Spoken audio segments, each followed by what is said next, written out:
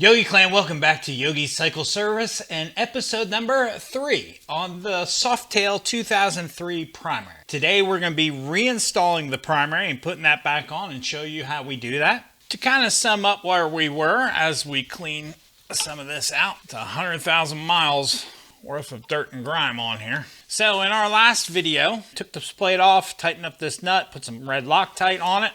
Inspected our stator. We pulled the shifter arm off here and inspected the seal behind this washer back here. That is not too old of a seal. Still looks in pretty good shape, so we're going to leave that as is. First thing we need to do is really, let's take this O-ring off of here, is just really clean our surfaces and make sure we got really good surfaces to work with. That's probably one of the most important things. Get a lot of this grit and grime out of here. So we don't want that interfering, making a good seal. So we get as much of this grime off as possible. Plus that'll tell us if we have any problems. If we have this cleaned up, you know, hey, this is where these problems are originating from. Let's look at the back of this. Make sure the back of our inner primary, we got a good mounting surface here too. If you have to, you can take some 4/0 steel wool and clean this up a little bit more. Okay, we're good. We're just going to gently put this on here. I don't want to bang it around and damage any of those fresh seals that we just put on there. There we go. Take this old seal off. Okay, let's find the 2 bolts that go in the front. I'm going to put these two bolts in the front. I'm just going to finger tighten them to hold this in place. Front is on, and it looks like it's matched up pretty well. So now we're going to go for our inner primary bolts. Again, I'm going to go very loose on these because we're going to set these to torque. 6 bolts on the inside are started, 2 in the front are set.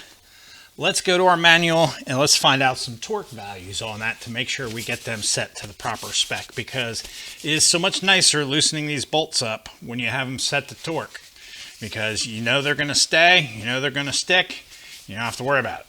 Quick reference guide in the front of your book for all the torque settings. Inner primary to engine bolts, 17 to 21 foot-pounds bend lock tabs. Okay, 20 foot-pounds on there.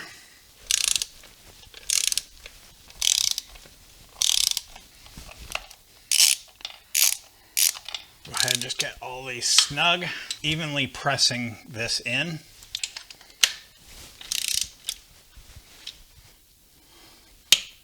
There's 1, 2.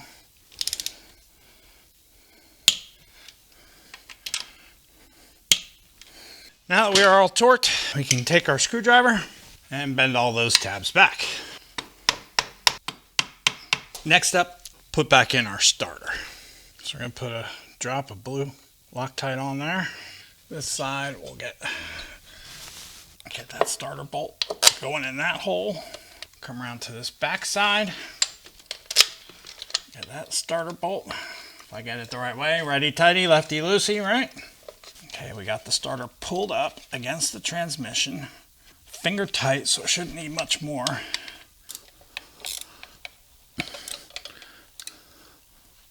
All right, I think we're in there. That bolt is right there.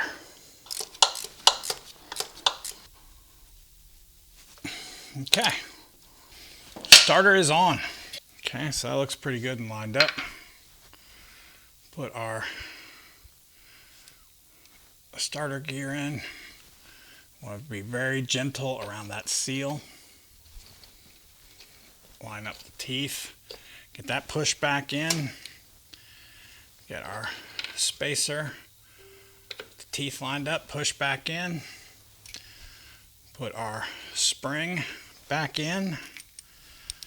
Get our starter gear, put it in and on, and start turning in that bolt. Let's go ahead and start getting this put back together also. 2 bolts Hold this in place. Leave the red wire went on the left. These two were on the right. Go ahead and get our mud flap bottom put in place. And the back side of this bike is now officially done. With the back of the bike done, you can now go ahead and start setting the primary. Let's clean this up first. I want to make sure these surfaces are nice and clean. Some 4/0 steel wool should take off any of this old residue on here, but you just want to be careful not to mar up the surface. That's why I figure steel wool is probably the best bet. Let's go ahead and set our clutch hub and our stator hub on there.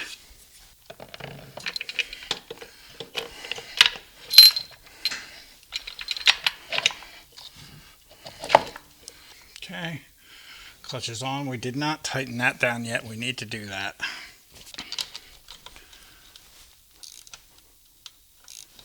Okay, pull the locking tab in so it doesn't spin. There we go. Putting our nut on here. Remember, this is a counterclockwise thread. I believe that's 80 pounds, but we'll verify that here in a minute. This is conventional threaded. To the right, to the right. This is 1/2 inch, 1.5 inch rather. It says this needs to be tightened to 150 pounds. Set our torque wrench. There we go. 150 pounds. Clutch hub nut, 70 to 80 pounds. I have this set on 75. Sounds like it. Here we go. Now we can get the inside.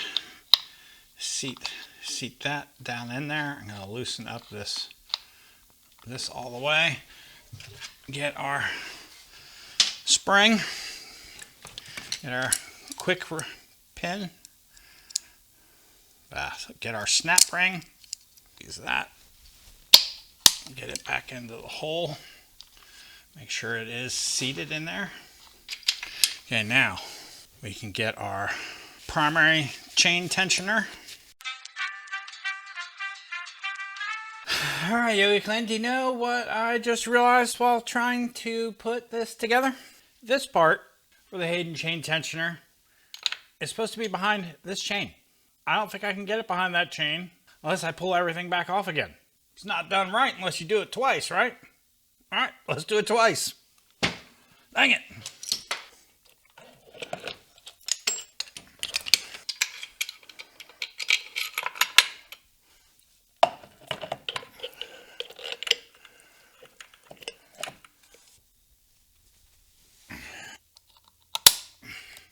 All right, now we are back to where we were with this now finally in place. Get our shoe, our spring.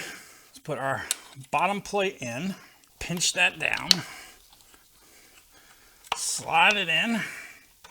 Want to make sure the spring is good and vertical, seated in the right position. We have the front plate. And we can put our washer and our lock nut on.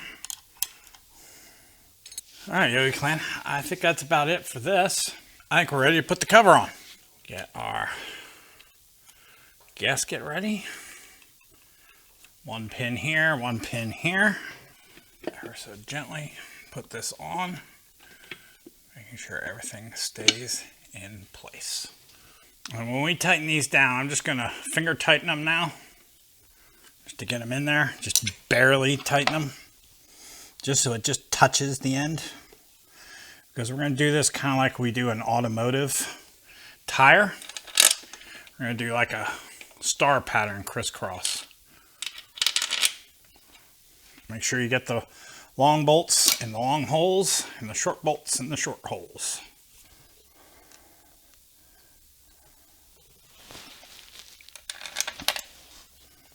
Primary chain case cover screws 108 to 120 inch pounds.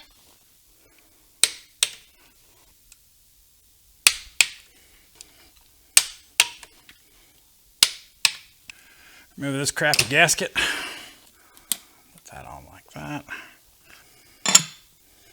Inspection cover over. At the long bolt, yeah. Okay, we'll just put that in temporarily. Long bolt on top. Put that in temporarily, just to hold the plate on. Okay, little blue Loctite. Inspection cover screws, 84 to 108 inch-pounds. So we're going to back this down even more. Next up, we're filling with fluid. You do need to adjust the clutch, so we'll turn this till it goes all the way in and touches. Get our nut. Let's put this in till it touches right there.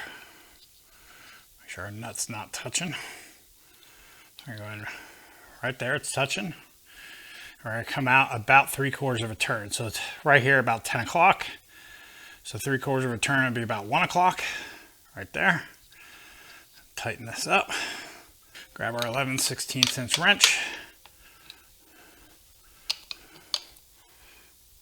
Tighten up that nut. There we go. Idaho potatoes. This is going to be our funnel for primary fluid.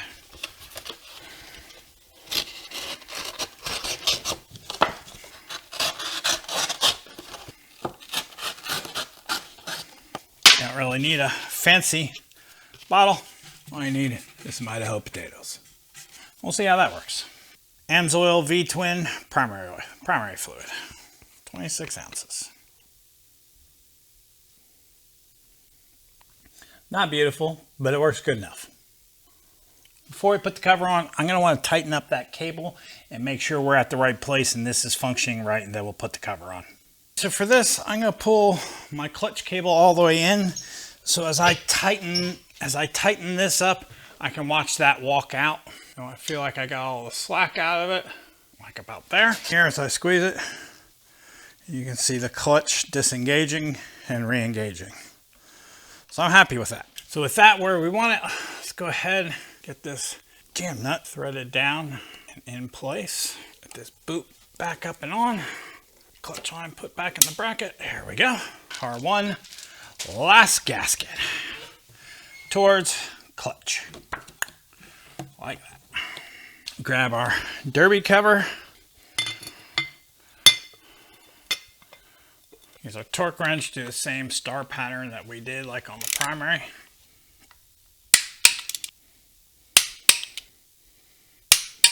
Next, we're gonna grease this up so we don't have the same trouble we ran into before. All-purpose, multi-purpose grease.